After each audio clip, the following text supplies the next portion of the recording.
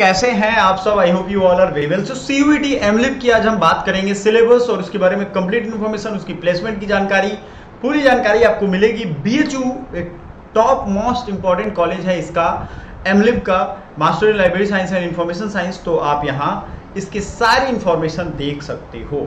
देखो कोर्स जो है भैया ये पोस्ट ग्रेजुएट लेवल का है। ड्यूरेशन देखोगे 1 से 3 साल का है। Master of library and information science, entrance exam या मेरिट बेस्ड ये एग्जाम होगा। मिनिमम परसेंटेज जो है 50 to 60%। बैचलर्स में आपको चाहिए इतना नंबर, तभी आपका काम हो पाएगा। कोर्स में है अप्रोक्सीमेटली 10,000 20,000 फीस से ज़्यादा नहीं लगेगा। एवरेज सैलरी, आप बहुत बच्चों की टेंशन होती है कि सर हमें प्लेसमेंट कितना मिलेगा, तो आप समझ लो 3 से 4 लाख का प्लेसमेंट कम से कम अभी के ज़माने में आपको देखने को मिल जाएगा। ये चीज़ दिमाग में क्लियरली डाल लो।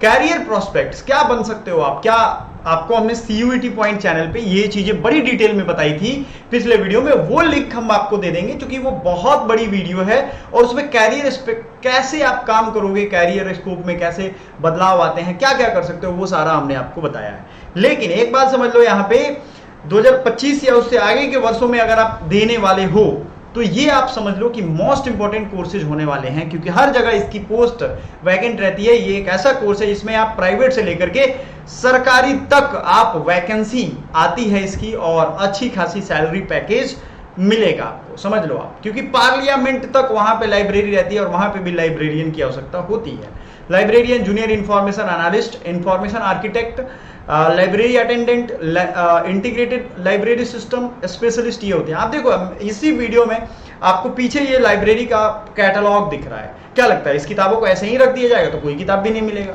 हर किताब का, हर सब्जेक्ट का एक लॉग बुक तैयार किया जाता है, मतलब उसमें लाइन से सीक्वेंस वाइज उसकी एक नंबरिंग की जाती है। जब आप ये पढ़ाई करोगे तो आपको ये चीजें सिखाई जाएंगी, ठीक है। और इसमें अच्छा खासा रीजनिंग का पार्ट होता है, इसलिए reasoning is very essential for MLib. आपको नहीं समझ में आता फिर नहीं कर पाओगे आप। तो master of library and information science, ये आप समझ लो क्या होता है। इसमें planning, management, computer basics, applications, library management, research methods, statisticals techniques and like, ये सारी चीजें पढ़ाई जाएंगी इसमें। तो इजी तो नहीं होगा। टॉप कॉलेजों में अगर आप देखोगे तो Jadavpur University, Aligarh Muslim University, Banaras Hindu University, Delhi University, Jamia Millia Islamia, Savitribai Phule University Pune. अब सवाल ये है कि आपको ये बड़ी जरूरी है समझना इन चीजों को, ठीक है, कि ये टॉप यूनिवर्सिटी का एग्जाम अब कौन लेता है। सीयूईटी एक कॉमन एग्जाम होता है जिसके तहत आप एडमिशन ले सकते हो, और सीयूईटी एग्जाम की तैयारी हमारे एप्लीकेशन पे भी हो रही है, हमारे लाइव क्लासेस में भी हो रही है। आप जहां भी चाहो तैयारी इसकी कर सकते हो। आगे बढ़ते हैं। एमलिब आईएससी कैरियर स्कोप, क्या है इसके कैरियर स्कोप? तो डिप्यूटी लाइब्रेरियन बन सकते हो। लाइब्रेरी टीम होता है एक लाइब्रेरी को मैनेज करने के लिए, जिनका काम क्या होता है, service detail in library policy. A professional also work in coordination with teaching staff to ensure that library service provide proper resource.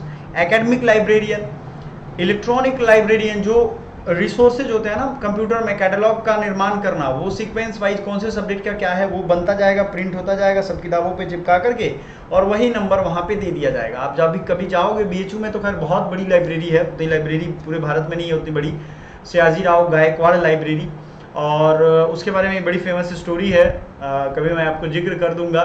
बहुत बड़ी लाइब्रेरी, उतनी खूबसूरत लाइब्रेरी कहीं है भी नहीं। तो उसमें भी आप जाएंगे तो आपको एक कोड लेकर के जाना होता है, सारी किताबें अपनी जगह पे रखी रहती हैं, और जो वहाँ अटेंडेंट होते हैं उनका काम होता है कि वो अपने जगह पे पहुंच जाए। जूनियर या असिस्टेंट लाइब्रेरियन, इनका होता है लाइब्रेरियन को हेल्प करे, कौन सी किताबें चाहिए, कौन सी फट गई हैं, कौन सी किताबें लानी है, कौन सी किताबें खो दी हैं बच्चों ने तो फाइन लगाना, ये सारा कुछ लाइब्रेरी फी वगैरह अटेंड करना इनका काम है। Teacher librarian is a keeper as well as a distributor of instrumental media for a school. Clear है? क्या क्या आपको स्किल सेट चाहिए, एनालिटिकल स्किल्स चाहिए, एडमिनिस्ट्रेटिव स्किल्स चाहिए, मैनेजमेंट स्किल्स चाहिए, इंटरपर्सनल स्किल्स भी चाहिए। अब ये सब ऐसे स्किल्स हैं कि आपको 2 साल जब कोर्स करोगे तो आपके अंदर इनकलकेट ऑटोमेटिकली हो जाएंगे। ये ध्यान रखिए आप।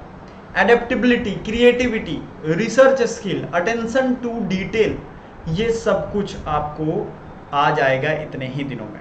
समझ में आ गया?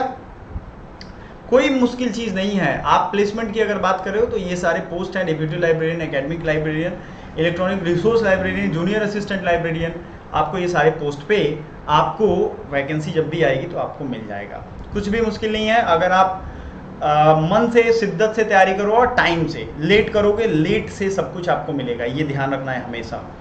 डिप्यूटी लाइब्रेरियन की अगर हम देखें तो INR अगर हम देखेंगे यहाँ पे तो 8.2 lakhs पर एनम है, मतलब इतने रुपए आपको मिल जाएंगे अगर डिप्यूटी लाइब्रेरियन की पोस्ट पे आप ज्वाइन करते हो। इसी में इलेक्ट्रॉनिक रिसोर्स लाइब्रेरियन, मैंने बोला ना कंप्यूटर इंफॉर्मेशन AI ये सब की जानकारी अगर आपको है तो 12 लाख पर एनम हो जाएगा। जूनियर या assistant librarian 3 lakh per annum हो जाएगा। Librarian 4 lakh per annum. Teacher librarian 5.4 LPA। समझ में आ रही है आपको कितनी इंपॉर्टेंट है ये सारी चीजें? तो हम ये समझते हैं कि आपको कम से कम लाइब्रेरी साइंस के बारे में इंफॉर्मेशन यहाँ पे मिल गई। अब आ जाते हैं हम कि आपका जो ये PG का बुलेटिन है जो हर साल जारी किया जाता है, उसमें क्या स्टेटस है इसकी और कैसे आप लोग, चूंकि लाइब्रेरी देखो आप कितनी बड़ी है, आपको दिख जाएगा यहाँ कितनी फ़ी है इसकी, ये सब देख लो। पहली बात, इसकी फ़ी जो है वो है 20,000 पर एनम पेड वालों के लिए, और रेगुलर फ़ी जो है वो है 3,382, यानी कि आपको समझ लो ये बात, मात्र 4,000 रुपये फ़ी लगेगी। ये कितनी अच्छी बात है। तो हर जगह हर कोर्स में तो ये अवेलेबल नहीं है। आप देखो बाकी सारे कोर्सेज का दिया है, तो आपको अगर कोर्स का फ़ी नहीं पता था तो आपको फ़ी भी पता चल गया। आगे बढ़ते हैं। उसके बाद अगर आपने 10+2+3 का पैटर्न नहीं किया है, मतलब आपने ग्रेजुएशन नहीं किया है, तो आप यहाँ फॉर्म नहीं भर सकते। उसके लिए बिलीव होता है, बैचलर इन लाइब्रेरी साइंस। तो आप 3 साल या 4 साल का ग्रेजुएशन करके जब आओगे, 50% नंबर आपकी एलिजिबिलिटी में होनी चाहिए। आप यहाँ देखो, आपको दिख जाएगा 50% अगर नंबर आप में है तभी आप इसका फॉर्म भर सकते हो, अदरवाइज एलिजिबिलिटी से बाहर हो जाओगे। पेपर कोड का आपको ध्यान रखना है, COQP11 ये है पेपर कोड। अब आप सोचोगे सर ये पेपर कोड क्या होता है और ये पेपर कोड का सिलेबस क्या होता है।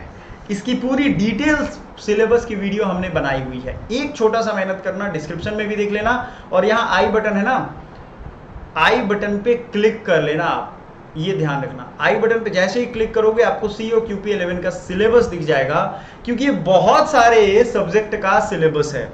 मोटा मोटी आप समझ लो जीके जीएस करंट अफेयर्स पूरे तरीके से, हिस्ट्री पॉलिटी ज्योग्राफी सब कुछ पूछाएगा इसमें। जीके का पूरा ईच एंड एवरी पार्ट से क्वेश्चन आता है, प्लस मैथ, जनरल मैथ जो होते हैं ना बैंकिंग SSC के, वो सारा पूछेगा। और रीजनिंग आपका कंप्लीट बैंकिंग रेलवे का या आप SSC का समझ लो, वो पूरा पूछेगा ही पूछेगा। कंप्यूटर्स की आपकी जानकारी होनी चाहिए, कंप्यूटर बेसिक, ये इसके सिलेबस में है। इसलिए COQP11 का जो हम बता रहे हैं वो आप देख जरूर लीजिएगा, आपके लिए काफ़ी ज़्यादा हेल्पफुल रहने वाला है। ठीक है, तो सिलेबस के तौर पे या पेपर कोड के तौर पे या आपकी कितने बच्चों का रिक्वायरमेंट है, तो 47 ज़्यादा बच्चों का स्टूडेंट्स का यहाँ एडमिशन नहीं होता है। आप ये ध्यान रखो, ये देखो 47 स्टूडेंट, ये दिख रहा है ना आपको, ये प्राइस है और ये 47 स्टूडेंट्स का ही एडमिशन होता है। तो कंपटीशन बहुत टफ है, आपको तैयारी अच्छे से करने की जरूरत है। Thank you so much. तो चलो सिलेबस के बारे में देखते हैं। जो भी बच्चा पहली बार ये वीडियो देख रहा है उसको बता दे, डिटेल सिलेबस हमने पहले बताया होगा, तो आपका अभी दिमाग नहीं खाऊंगा मैं, ठीक है, क्योंकि अधिकतर यूट्यूब पे यही चल रहा है, दिमाग खाना, इसलिए निकल जाता है मेरा। बच्चों का टाइम क्यों लेते हैं सभी लोग यार, उनको पढ़ाना चाहिए, सिंपल पढ़ाओ, ज्यादा कहानी में क्या रखा है। COQP11 का सिलेबस मैंने एक्सप्लेन कर दिया है, मैं लिंक दे दूंगा, आराम से देख लीजिएगा, कोई दिक्कत नहीं है। इसमें इंग्लिश लैंग्वेज या हिंदी लैंग्वेज मोटा मोटी समझाता हूं अभी आपको, एक बार देख लो, आप वीडियो रोक करके पूरा सिलेबस यहां भी देख सकते हो, कोई दिक्कत नहीं है। उसके बाद या तो इंग्लिश करना है या हिंदी करना है। क्वेश्चन पेपर इंग्लिश हिंदी के अलावा बाकी दोनों भाषा में रहेगा, तो ये भी दिमाग से निकाल देना है। जनरल नॉलेज या अवेयरनेस के इतने सारे पार्ट है, इसमें literature, history, Indian constitution, personality, sports, national and international economy. तो कुछ हमसे पूछते हैं बच्चे, सर करंट अफेयर्स का क्या रोल है। सुबह 1 घंटा जो करंट अफेयर चल रहा है ना मैराथन, वो जबरदस्त चल रहा है। उसमें ये सारे point, history, Indian constitution, personality, sports, सब रिवाइज करवाता हूं मैं। साइंस, पॉलिटिक्स, लीगल अवेयरनेस एक याद रखिएगा, इंपॉर्टेंट क्लास है, जिसकी क्लास आ रही है लगातार, आपको क्लास करना। Trade awareness, geography and culture, ये सारा जीके जीएस का पार्ट है, जीके अवेयरनेस का। कंप्यूटर के प्लेलिस्ट अवेलेबल है, जीके का भी प्लेलिस्ट अवेलेबल है। प्लेलिस्ट का फोटो मैंने कई वीडियो में दिखाया है, प्लीज जाकर के फॉलो कर लो, क्योंकि वही वो एक चीज है जो आपको रेगुलर आपको सक्सेस दिलाएगा। सो माइक्रोसॉफ्ट ऑफिस सब कुछ मैंने पढ़ा दिया है पहले ही, आपको रिवीजन अब करवाऊंगा, याद रखिएगा। General aptitude and logical reasoning में 41 चैप्टर्स हैं। आप लगभग यही सिलेबस देखते होंगे पिछले साल भी, लेकिन पिछले साल 100 क्वेश्चन पूछे जाते थे, इस बार 75 क्वेश्चन पूछे जाएंगे जो सबसे ऊपर दिए गए थे। आप यहां देखोगे इसमें इंस्ट्रक्शन में दिया हुआ है, मेन इंफॉर्मेशन बुलेटिन में 75 क्वेश्चन पूछे जाएंगे। तो जब आप पुराने क्वेश्चन अगर नहीं देखे हो तो पहले वो जाओ देखो, उसमें जो रेशियो देखोगे तो 50 क्वेश्चन का रेशियो है। मतलब यह है कि 50 या 45 क्वेश्चन जो है वो मैथ रीजनिंग के रह रहा है, मतलब पूरे क्वेश्चन का लगभग आधा मैथ और रीजनिंग, और मैथ और रीजनिंग इसमें 41 चैप्टर है। सिलेबस अगर नहीं पता है तो मैं फिर से आपको यहां दिखा देता हूं क्या क्या है। देखो, clock calendar, average simplification, problem and age, number train, LCM HCF, percentage, profit loss, partnership, time and work, सब सारे चैप्टर्स लगभग हैं ही। इसी तरीके से आप स्क्रीनशॉट ले लो आराम से। ये नीचे वाला देखो आप, logical reasoning, ranking test, reasoning में इतने सारे चैप्टर्स हैं। अरेंजमेंट, मैट्रिक्स अरेंजमेंट, सीक्वेंसिंग, ये सब हम पढ़ा भी रहे हैं, हमारी क्लासेस भी चल रही है, सर भी ले रहे हैं, मैथ्स की क्लास, रीजनिंग की क्लास, सब प्रैक्टिस सेशन चल रहा है। उसको पार्टिसिपेट करिए, क्वेश्चन का आंसर करिए, एबीसीडी जो भी पूछा जा रहा है उसको बताइए, क्योंकि उससे आप ही की तैयारी होगी। Symbol based problem, direction and distance test, analytical reasoning, ये सारा आपको सब कुछ है। मैंने बहुत नाम छोड़ दिया है, लेकिन आपको सारा कुछ पढ़ना है। एसएससी का लगभग ये सिलेबस है टोटल, जिसमें ट्रेड अवेयरनेस और लीगल अवेयरनेस ये नया ऐड किया है बच्चों। तो अब समझ में आएगा आपको, जब प्रीवियस ईयर क्वेश्चन आप देखोगे, ये तो मैंने सिलेबस दिखा दिया। आपसे रिक्वेस्ट करूंगा कि 2023-22 का जो सीयूईटी पेपर है उसके पहले पर्टिकुलर पेपर होता था, वो जाइए सिलेबस देखिए। जब आप सिलेबस देखेंगे तो आपको जो मैंने बातें बताई वो सच लगेगी, क्योंकि मैंने एनालिसिस किया है, मैंने पूरा डीप रूटेड बताया है, किस चैप्टर से कहां से आ रहा है, 2 साल का एक ही बार एनालिसिस किया है, सॉल्यूशन दिलवाया है। इतना कुछ आपके लिए कर रहा हूं। वीडियो को लाइक और दोस्तों को शेयर नहीं कर रहे हो तो फिर क्या फायदा जिंदगी का, बताओ। आज तक आपने लाइक किया है मेरा वीडियो और सब्सक्राइब किया है चैनल, तो पैसा कटा है क्या अकाउंट से? जरा सोच के बताओ, नहीं कटा होगा। तो सिंपल आप समझो ये चीज कि आपको क्या करना है, पहले एनालिसिस देखना है, खुद भरोसा हो जाएगा। 50% क्वेश्चन मैथ रीजनिंग के रहे हैं। हम ये नहीं कहते भाई इस साल भी 50% रहेंगे, लगभग लगभग रह भी सकते हैं, नहीं भी रह सकते हैं। लेकिन आपको 75 क्वेश्चन में 15 क्वेश्चन लैंग्वेज के रहेंगे, क्योंकि उसमें 20 क्वेश्चन रहते थे। तो 10 से 15 तो रहेंगे ही रहेंगे लैंग्वेज के, बाकी बच गए आपके 60 क्वेश्चन। उसमें 30 का रेशियो रखो, हो सकता है 25 जीके जीएस पूछे, 35 मैथ रीजनिंग पूछ दे। ये भी हो सकता है कि जीके जीएस 35 पूछ दे, मैथ रीजनिंग, लेकिन ऑन एन एवरेज क्या होगा, 25 से 35 हर एक सेक्शन से आएगा। अब इसमें चैप्टर वाइज अगर आप तोड़ने का कहोगे तो एक एक चैप्टर बैठ जाएगा, क्योंकि 41 चैप्टर है लॉजिकल रीजनिंग और मैथ का, ठीक है। तो ये आप सोच लो, खुद सोच लो, अगर एक एक चैप्टर से एक क्वेश्चन पूछा तो इतना पूछेगा, लेकिन जनरली सारे चैप्टर से नहीं पूछा जाता, ठीक है। बहुत सारे मतलब ऐसे लोग कहेंगे कि सब चैप्टर पढ़ लो, इतने दिन में पॉसिबल नहीं है, ना कोई कर पाएगा।